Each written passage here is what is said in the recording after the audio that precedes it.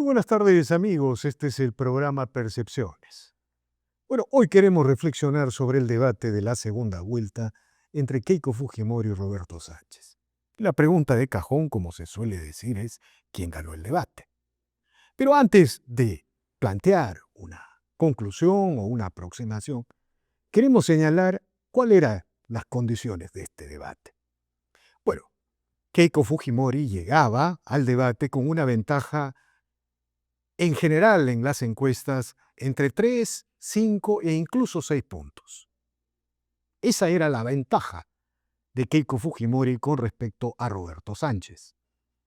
Pero sucede que en todas las encuestas igualmente se registraba alrededor de un 25% en la suma de votos nulos, blancos y viciados. ¿Qué significaba esto?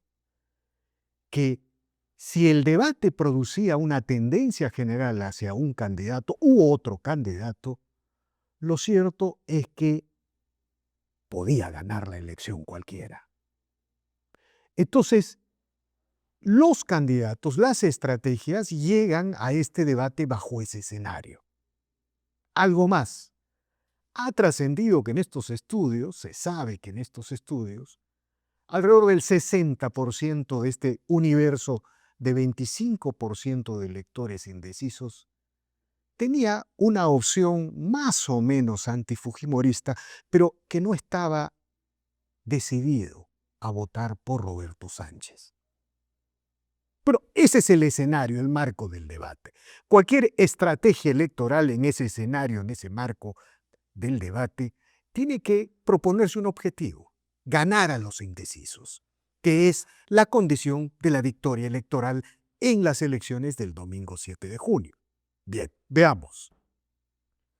Roberto Sánchez llegó al debate con un solo objetivo: resucitar, reavivar las brasas de la polarización entre fujimorismo y antifujimorismo. ¿Por qué se propuso este objetivo? Porque Roberto Sánchez y su equipo también sabían que en ese universo de indecisos, ese 60% o esa mayoría de voto antifujimorista no iba a votar por Roberto Sánchez. Entonces ellos necesitaban reavivar la polarización entre fujimoristas y fujimoristas que ha marcado el proceso político de las últimas 2 décadas y que explica también, por ejemplo, la elección de Pedro Castillo, el peor candidato de la historia republicana y el menos preparado. Ese era el objetivo central de Sánchez, y en todo momento su voluntad de atacar, de cuestionar a Keiko Fujimori provenía de ese objetivo. Bueno, ¿cuál es la conclusión del objetivo que se propuso Sánchez en este debate? No lo consiguió. Simplemente no pudo resucitar esa polaridad entre fujimoristas y antifujimoristas, y lo que vimos durante el curso del debate es un candidato que atacaba incesantemente y que, por otro lado, una candidata que respondía determinados aspectos de ese ataque, de esa ofensiva, pero que se dedicaba a formular propuestas en agricultura, en industria, en comercio, en educación, en política social, en fin, una serie de propuestas que fueron configurando una imagen general en el debate.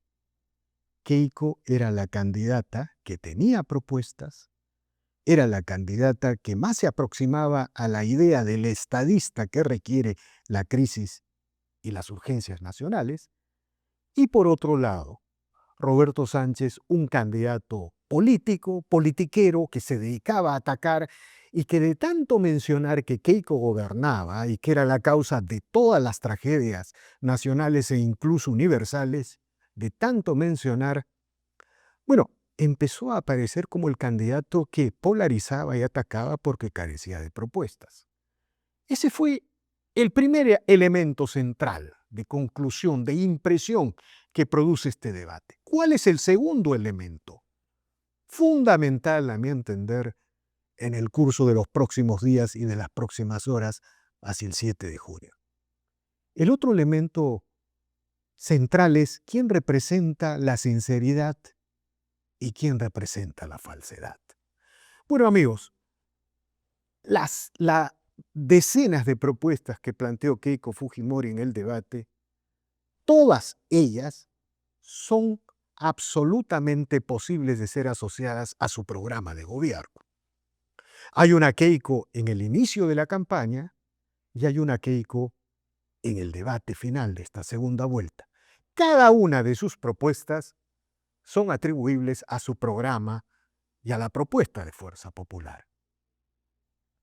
En el caso de Sánchez, no solamente aparecía un candidato que escondía a Antauro Humala, que escondía al Movadef vinculado al maoísmo de Sendero Luminoso o a Iber Maraví, que escondía a sus aliados radicales en general, sino que sacaba un programa que no lo había presentado en la primera vuelta, que no le había explicado al país por qué ahora era otro programa, y todo olía a un intento de maquillaje. Pero no solamente eso, sino que el señor Sánchez cometió un exabrupto que se viralizó, que probablemente le costó la impresión general del debate. Señaló que el exministro Luis Miguel Castilla había señalado que Pedro Franqui había sido el mejor ministro de Economía. Sucede que aceptó una entrevista con Milagros Leiva y en el set de Milagros Leiva estaba el exministro Luis Miguel Castilla, quien desmintió frontalmente que él haya sostenido una afirmación de ese tipo. Bueno, Sánchez se corrió de la entrevista con Milagros Leiva, canceló la entrevista con Milagros Leiva. Es un suceso, un gesto que no se ha visto en ninguna campaña electoral del país, pero Sánchez lo hizo. Por lo tanto, en la conclusión final es que Keiko aparecía representando la sinceridad y Roberto Sánchez la falsedad. Bueno, planteado este escenario, planteadas estas premisas, uno puede preguntarse, ¿quién ganó el debate?